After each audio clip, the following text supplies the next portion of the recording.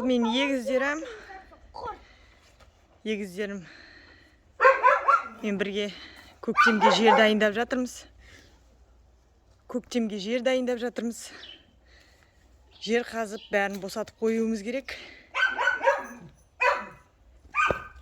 Көктемде бұл жердің бәріне помидор егемін, огурцы, перец.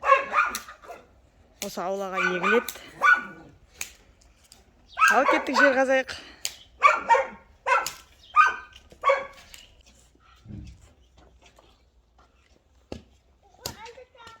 Жаздай осылай огород егеміз ғой. Және көктемге дайындап, жерді босатып қоюымыз керек. Ол жерде қыста деген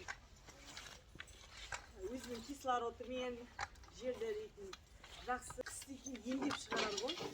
Қардың астында босап тұрған жер өте көктемде керемет болып шығады. Сосын қазірден бастап көктемде жерді полыны жаңағыдай қазып босатып қоюымыз керек. Оған мен екі егізім көмектесіп жатыр.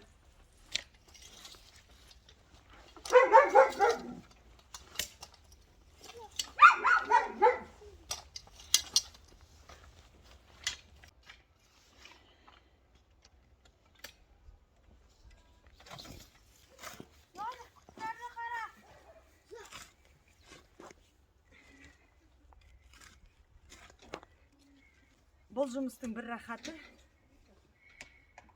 физический жұмыс, қозғалыс денсаулыққа өте пайдалы, керемет. Шыны керек. Өзім кішкентайымнан осындай жұмыстарды көп жасағасын ба, базын отыра алмаймын. Жолдасым жұмыста болса да қарап отырмаймын. Қолымнан келгесін біреуге жалынып, біреуінің қарағына қарап отырған тағы да ұнатпаймын. Олар ене біздің қазақ қыздарына тән. Қолынан келгесін істеу керек. Маған ұнайды осы. Керемет жұмыс, осылай цеппен жұмыс, малдың айналасында осы өте қатты өзім сол ауылда туып өскесін.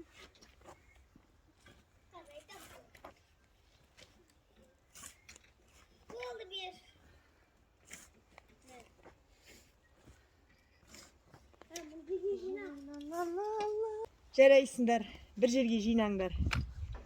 Керемет етіп. Қызым да бірдеңе істеп жүр. Не істеп жүрсің, қызым?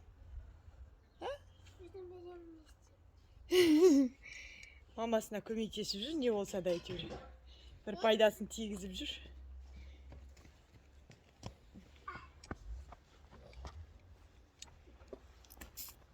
Балам огород.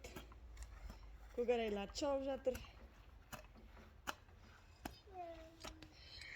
Енді баланың, болашақтың еңбекқор болып өсуі балаларды тек қана осындай жұмысқа салу керек. Істеу білсін, істеу білмесін, баланың алдында өзің жасап жүрсең, енді еркек баланың алдында особенно ер азаматы, жаңағыдай әкесі, біздің ер азаматтарымыз осылай өзінің өзі шаруа жасап, балам мынаны істе, балам бүйте қой, балам балтаны алып кел, балам шапқын әкел, балам күректі алып кел, балам мына жерді қаз жібер, мынаны ұстап жібер дегеннің өзі, ол балаға мотивация, балаға сенім білдіру керек. Еркек баланы дәл солай тәрбиелеу керек. Еркек балаға сен білмейсің деген сөзді айтпау керек, мүлдем айтпау керек.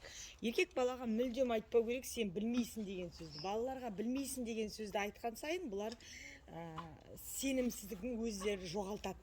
Сосын ата-анаға деген сенімдіктері сеніп кетеді де, ертең өскенде өз нанын өз таба алмай жүрген ер азаматтарымыз қаншама.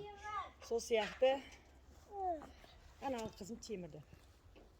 Жинақ қой апарып, келесі жыл помидорға қадаймын ғой бәрін. Сол себептен баланы қазірден бастап білсін, білмесін, білмей қалса да қолынан келмей қалса да сен білесің, келесіде сенің қолыңнан бәрі де келеді деген мотивация сөздерді көп айтып тұру керек. Балаға мотивация беріп отыру керек. Білмейсің деген сөзді мүлдем айтпаңыздар балаларға. Білесің, сен маған көмектес балам, сенің қолыңнан келеді, сенсіз жасай алмаймын, сенсіз қолымнан ештеңе келмей жатыр. Балам, мен мына балта бірдеңені көтере алмай жатырсаңыздар да, балам, мен мынаны көтере алмай жатырмын, сенің көмегің керек болып тұр деген сияқты әңгімелерді көп айту керек ер балаға. Сол себептен бала өзіне нық болып, сенімді болып, еңбекқор болып, ертең болашағымыз еңбекқор болып өсуге әбден мүмкін. Сол себептен жер қазамыз. Мә балам, жер қаз.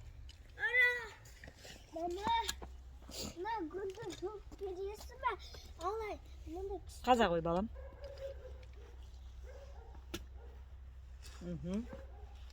Менің балам жер қазып жатыр, қазір мамасына көмектесіп.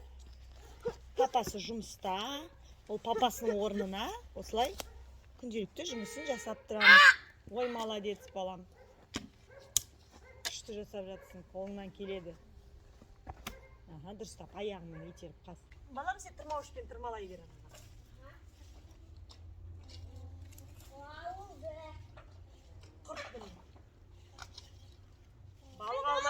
Балық аулайтын құртқа шығады біздің аулада.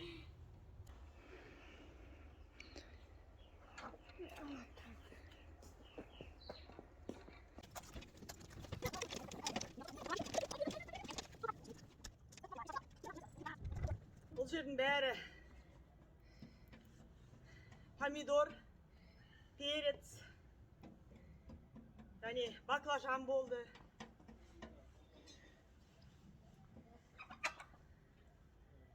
Мен бақшамда бәрі де бар. Ала берсе көктемде көретін боларсыздар. Ол үшін подписка жасап қойыңыздар. Колокольчикті басып қойды ұмытпаңыздар. Міндетті түрде мені бірінші көретін боласыздар. Менің егізіммен бірге істеген жұмысымды және көктемде ертең бұйыртса, бұл жердің бәрі бақшадан толатын болады. Сақ та бар менде. Алма ағашы керек па, алмұрт ағашы, ағаштың түр-түрі бар. Шаршама, тек шаршама ғой біздерге болды.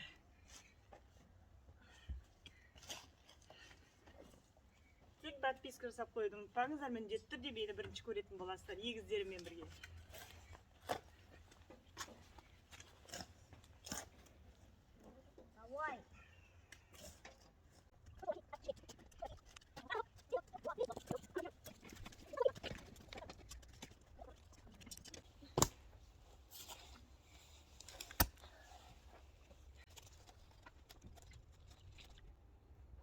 Осы бір поліні бітіріп тастау керекпін. Бұл жерде самый главныйлар егіледі менде.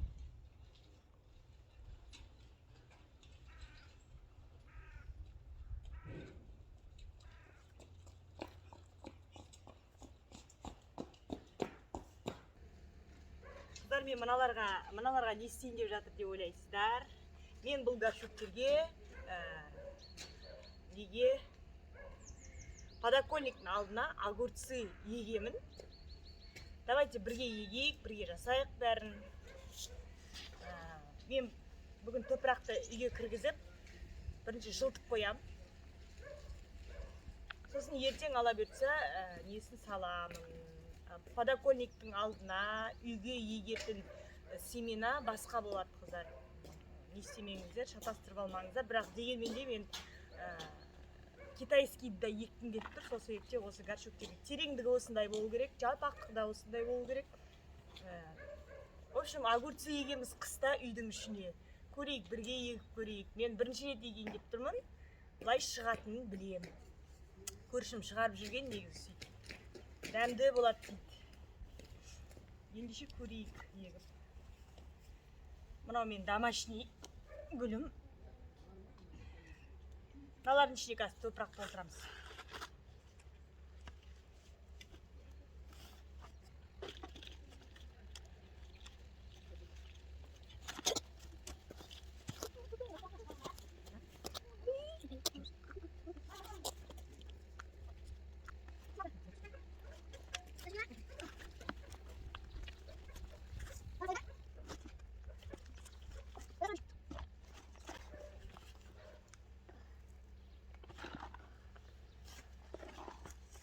қандай көмекшілерің бар да? Қалай огурцы ектейсің? Қалай жұмыс жасамайсың? Ой, молодец менің қызым. Қызым да түр таңдап алып қолынан бірдеңе келеді. Құдай жаным. Жарайсың қызым. Ой, бай көтек. Жақтырғанбыз?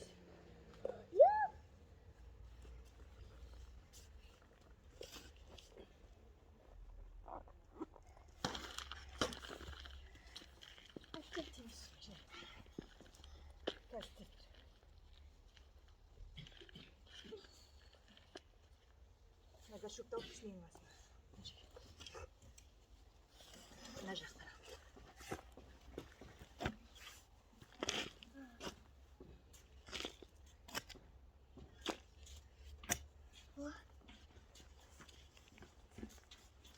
Осылардың бәріне огурцы егіп көреміз.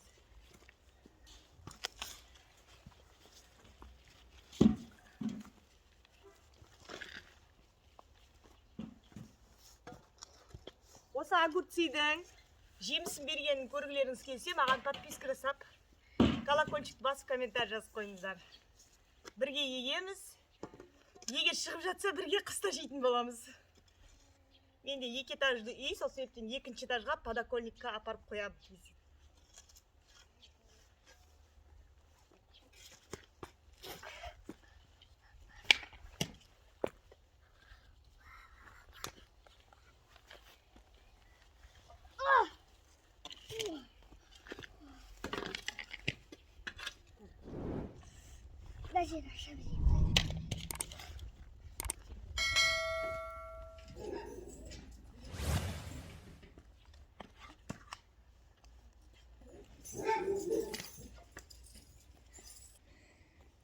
Огурцы егем. Огурцидың семенасын қазір көрсетеміз сіздерге. Салма, болды. Бұл менде абрикостың ағашы. Күзгі уақытта абрикос ағаштардың астарын мен осылай қопсытып қоямын. Қопсытып қойыңыздар сіздерде. Өте жақсы болып шығады көктемде. Құлпырып, көгеріп шығады. Керемет жемісін беретін болады. Себебі деген қысқы кислород басқа болады. Негізі ағашты отырғызғанда да күзде отырғызған жақсы болады. Жеміс жидектің ағаштарын күзде отырғызған.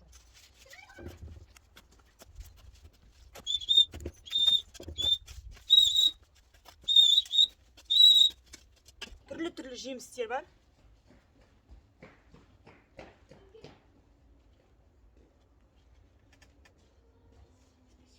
Бұл жақта тек қана бақша ғана. Кей ағаштар бар, бұл жақта да абрикостың, персиктің ағаштары. Келесі жылы ала берсе көктемде көретін боларсыздар. Бірақ 2 жыл болды бұлардың да егілгеніне. Егер менің бақшамды, менің егізіммен бірге еңбектеніп, ертең көктемде керемет бір жеміс-жидектер, бақшамды көргілеріңіз келсе, подписка жасап қойыңыздар, маған міндетті түрде бірге боламыз.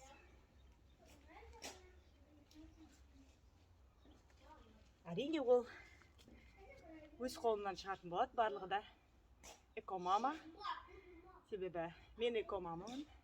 Мен егіздерім эконың арқасында дүниеге келгендіктен адам бола ма, болмай ма деп көп жүрдім. Жыладым да, сықтадым да, Аллаға шүкір адам болды. Енді тек осы 2 балапанымның амандығы үшін деп осы жұмысында жасаймын. Берекесі болсын, үйдің берекесі болсын деп, отбасым үшін деп, бала шағам үшін деп өзіме мотивация беріп қоямын да. Осы шаруаны қолға алып жұмыс жасай беремін. Жұмыстың ауыры да жеңілі де білмеймін. Мен үшін бірдей бәрі де себеп болды. Мен үшін өте оңай жұмыс болғасын. Жақсы көмек өтіп бересі жүр.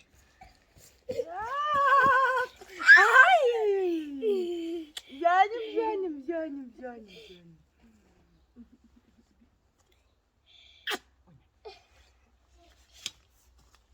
Менде слива испанский дейді.